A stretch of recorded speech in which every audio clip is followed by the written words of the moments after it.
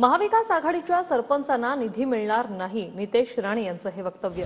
सिंधुदुर्ग जिल्ह्यात केवळ महायुतीच्या कार्यकर्त्यांनाच निधी मिळेल असं नितेश राणे म्हणतात, तर वैचारिक लढाई विचारांनी लढली पाहिजे असं जितेंद्र आव्हाडांनी म्हटलंय। पण येणाऱ्या दिवसामध्ये मी तुम्हाला विश्वास देतो, जिल्हा नियोजनची निधी असेल, पक्षाची कुठलीही सरकारची निधी असेल, ही फक्त महायुतीच्याच कार्यकर्त्यांना भेटेल, बाकी कोणालाही भेटणार नाही, कोणालाच भेटणार नाही। मी माझ्या लोकांना सांगितलेलं आहे, उभाटा आणि महाविकास आघाडीच्या गावांचे सरपंचांची यादी काढा।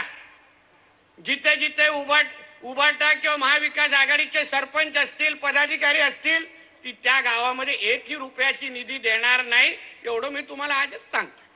काहीच देणार नाही। कोणाला गावाचा विकास करायचा असेल, इथे येऊन प्रवेश करून जावा, भरघोस काम होऊन जातील, नाही तर विकास होणार नाही। आपला कार्यक्रम सोपा आणि स्पष्ट असतो, आपण हात जर राखून ठेवत नाही, त्याची चिंता करू नका। आज एक मंत्री बोललाय, गावच्या सरपंचांना सांगून ठेवा, आपल्यात येणार असेल तर निधी देऊ, नाही तर निधी नाही देणार। काय अहो, नाही पटत आमचं तुमच्या विचारांशी तर आम्ही विरोधात राहणार ना।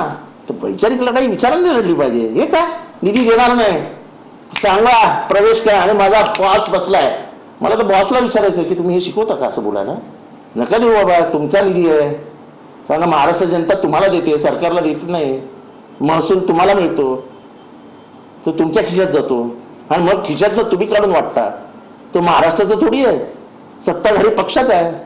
नितेश राणे म्हटले की निधी फक्त महायुतीच्या सरपंचांना मिळणार, महाविकास आघाडीच्या सरपंचांना निधी मिळणार नाही।